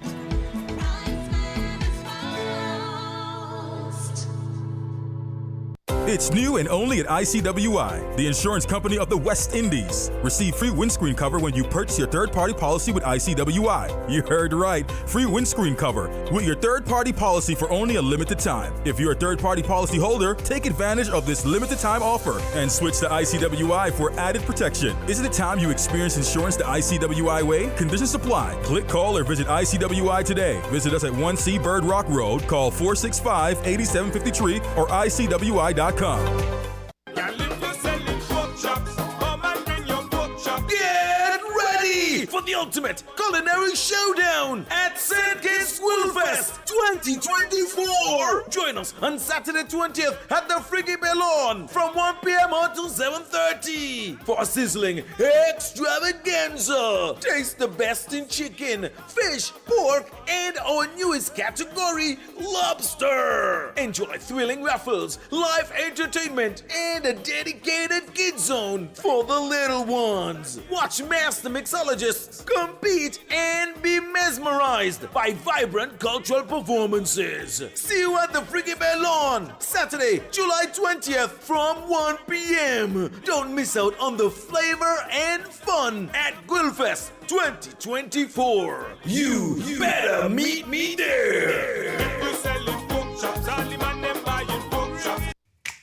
Maybe it's the way the brilliant gold liquid reflects our sunshine, or how the bright blue of its label mirrors the clear Caribbean skies overhead. Maybe it's the fresh, crisp taste of this beastly cold beer on a scorching hot day. Maybe it's even the way it brings us all together. But one thing is for sure, Carib is very much a part of who we are wherever we're from in the Caribbean. Carib, it's the way we play. Drink responsibly.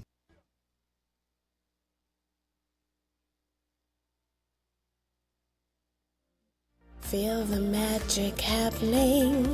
Campari. Taste. Something incredible happens when Campari is mixed just right. Like Campari and orange juice poured over ice. Taste it. Try it tonight. Bitter, sweeter, better. Campari. Must be 18 years and older. Drink responsibly.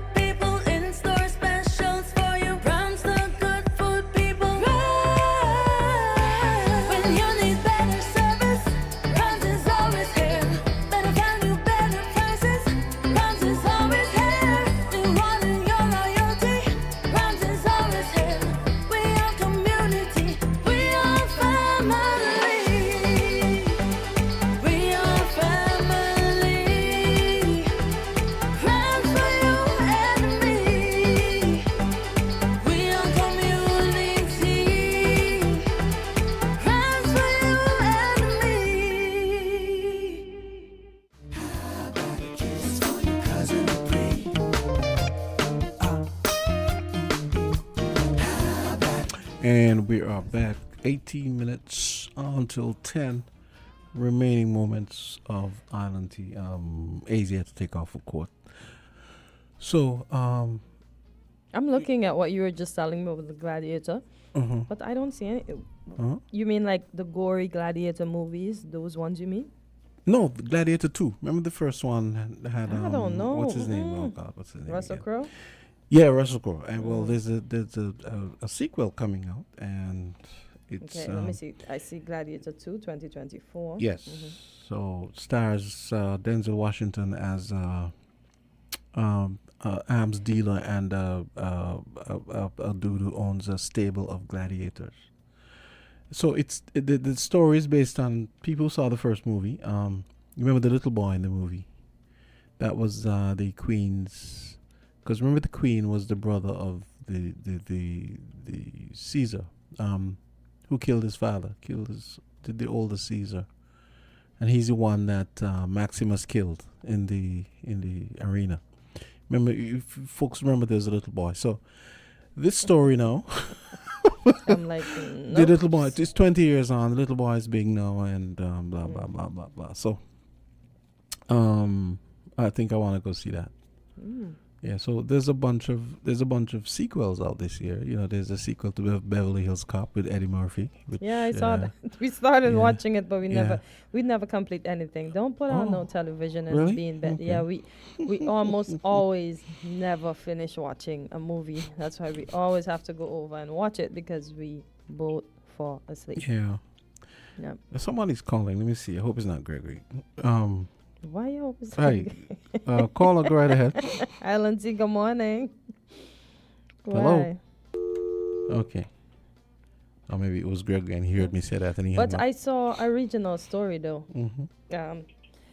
where the Governor General has asked an investor in Canwan, the CEO of Canwan Group, to leave because apparently he had some hard talks with the Honorable Ralph Gonzalez. Oh, okay. Yeah, he's given an exclusion order to leave, so he's not being deported.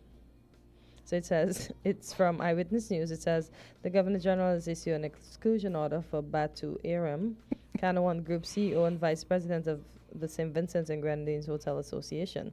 The order was issued after a 4th of July interaction between Aram, who is said to have been born in Turkey, and Prime Minister Ralph Gonzalez in the southern Grenadine island.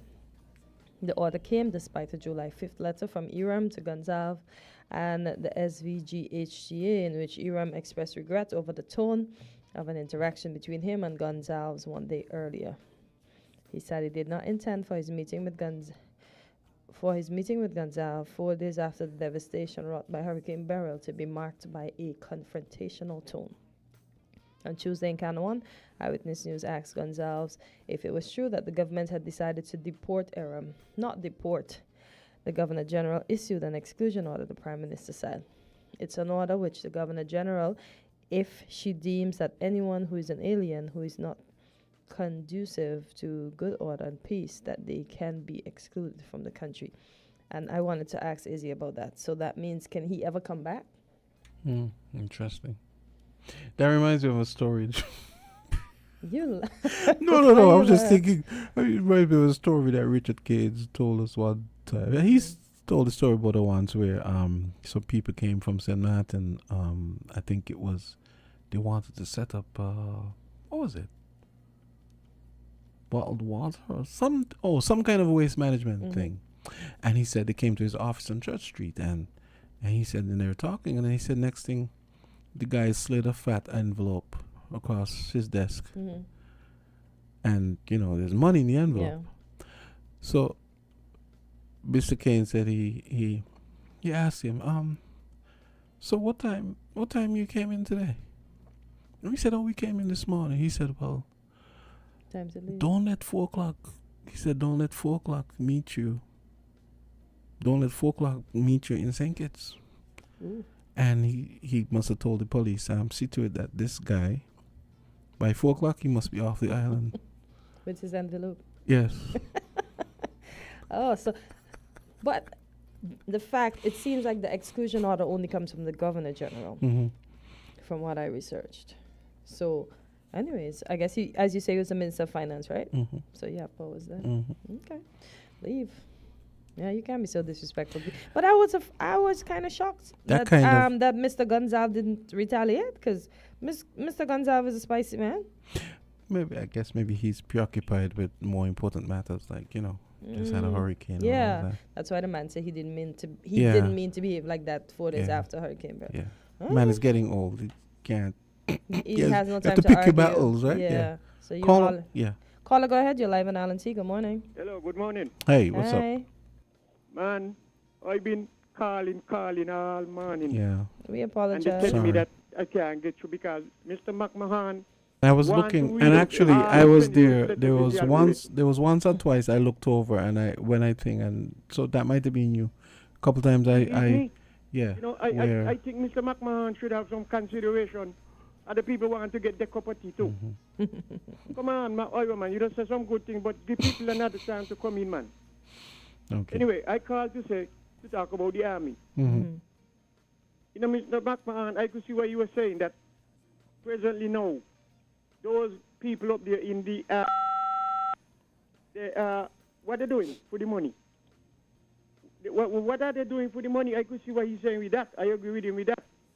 But if you put everybody back on reserve, volunteer service, and all are home the same time, and there's only one person up there holding guard, people could invade thinkers, come in civilian clothes, and then when the sun set, they put on the military clothes and they go up there, and they overthrow from up there. Once they get to go with the armory was, that's it. So more than one person up there. Yeah, well, that's unlikely, right? But I still don't agree with him that I don't see anything wrong with having people properly paid and properly having ongoing training in all the things I outlined. I feel like they could serve as a very practical extension of the police force, the fire and rescue services, and all the other services, especially when we have disasters and emergencies and so on. And then we can National Guard and help, right, and help to the other islands as well.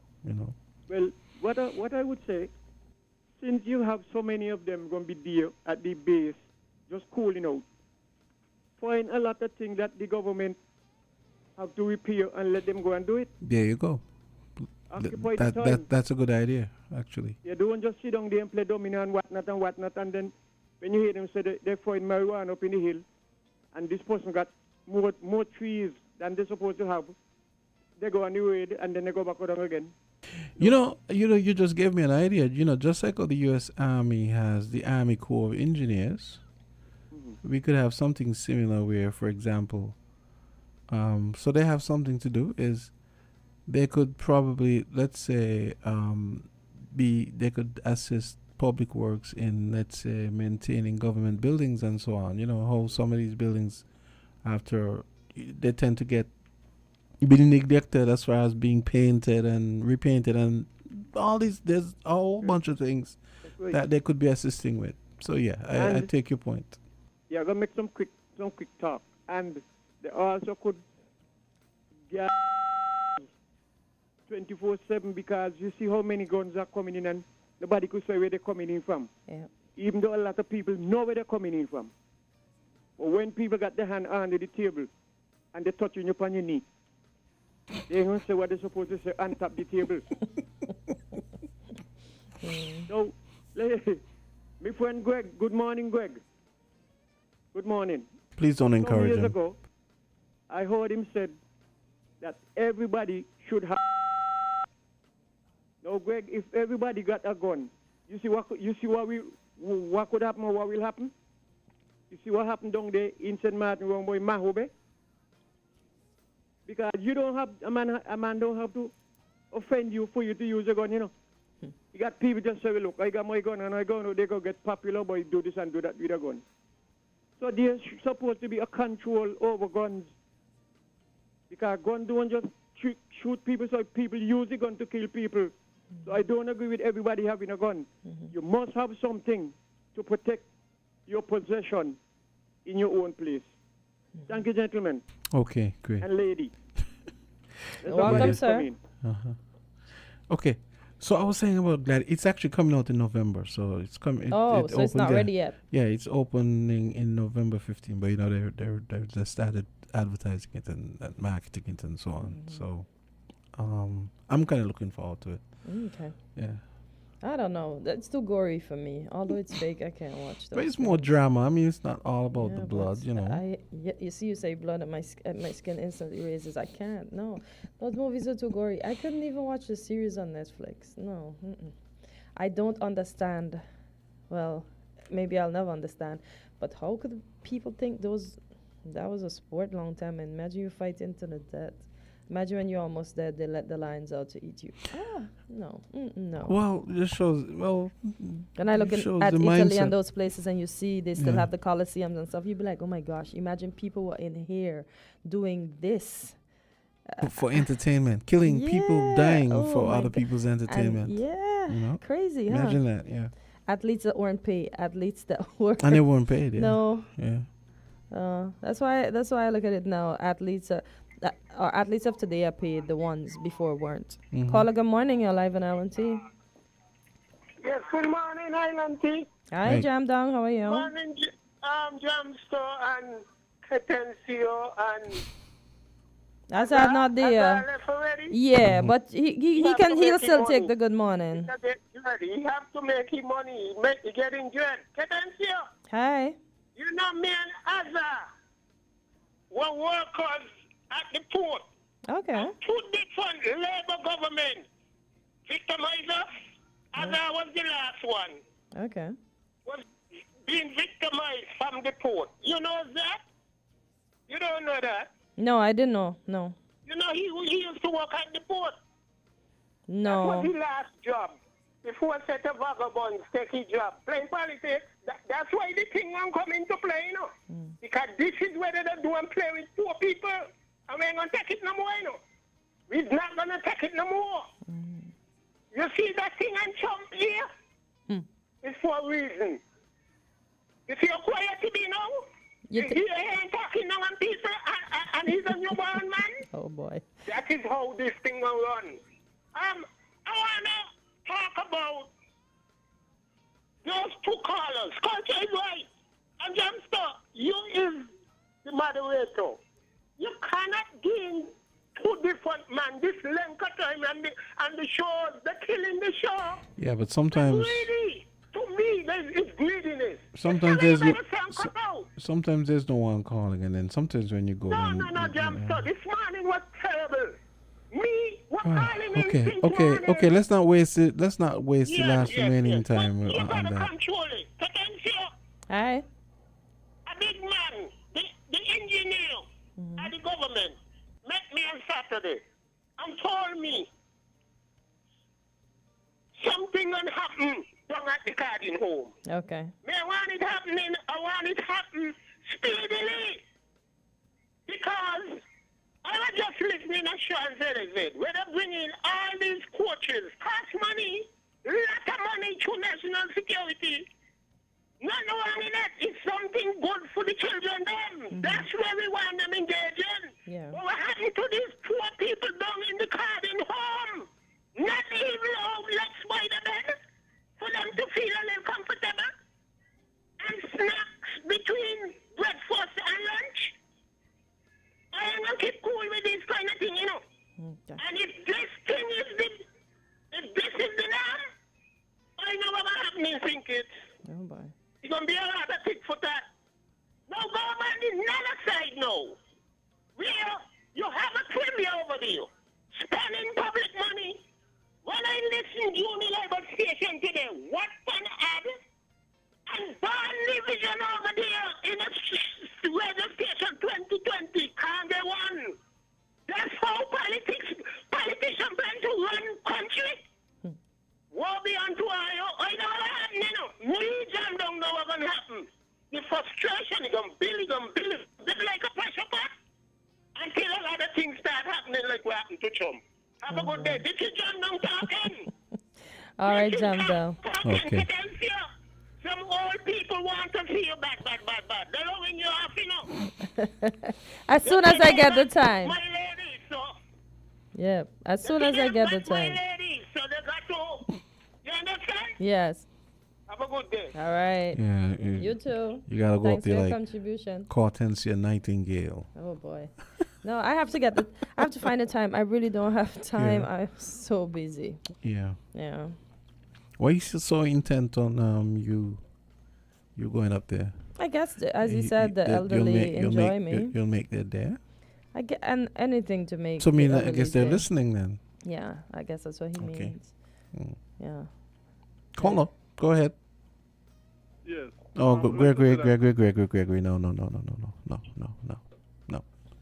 No. Don't hog any more of the time. We only have 2 minutes left. Okay, go ahead. Just like, oh my gosh. No, so I guess they really want to see me. So yeah, I'll go and ensure that they see me, and I'll look at what's happening, and if I can make a difference in terms of speaking out like Jamdown does, then I certainly will. And it's good to hear that, he said that the engineer is going to be, it's good to hear that's going to happen. Oh, you know what? Quick thing to talk about. I went to the hospital yesterday, and I was actually surprised that they have AC. Oh, really? Yeah. Okay. It's funny. I was about, I was this like, morning. wow. So the really? people can actually be cool, although some patients are still going to say they're kind of cold because, they're elderly. That's good, yeah. Some people don't like AC. Yeah, like but they got AC, so mm. that should be, that's a big thing, because I remember the last time when it was just open and everybody had their family bring their fan, it was hot. So let's hope the new hospital is designed in such a way that there is AC, but designed in such a way that if someone doesn't want it, they could adjust it and so on. But you think they would central, because they actually have the units. So the units for each section is like on the wall. So and then you can turn it off if that works person with everybody. I don't know how it goes, because remember it's not everybody that will want it. But if it's 1 out of 5, then that one may not get the opportunity. That's just me saying. I don't know. I don't know how it works up there. But I was pleasantly surprised to see that the patients are in comfort. That's good. Yeah. I was gonna say, there was a story this morning on WINNFM News about in St. Lucia where the minister of what was he? Minister of, but anyway, I think the minister of works and so on was talking about doing their having hurricane shelters designed in such a way that they can accommodate a lot of the things that people would need if they have to take up, find refuge there and so on. So he was saying, basically what he was saying in my words, he was talking about building civic centers. So you could kind of say like a community center on steroids that has things like solar power, air conditioning, I guess probably multiple toilets and showers and stuff like that. And I was listening, I thought, that sounds like a good idea. Oh, and he said that they should be able to withstand up to Category 5 hurricanes. So that's the approach they're taking. So I was kind of intrigued when I heard that. I thought, I know it's going to be expensive because, But can we really stop the force of nature, though?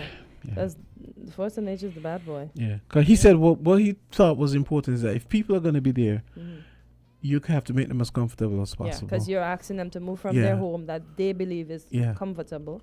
Like, when I look at the destruction in Union Island and stuff and see that those structures are concrete and then it's like mashed up, I'm like, oh boy. Yeah. But then there's this one house with this gentleman. It was built by the church, and he says he's not going out, he's not leaving his house, and his house is the only house that's left standing. No harm, nothing, windows, everything. And he stayed in his house. Is intact. And this is where? He said the Lord gave it to him on Union Island. He said the Lord gave it to him, and he's not moving. And he was fine. Yeah, his house is fine. Yeah, it was kind of sad. Greg would love that. His house is fine.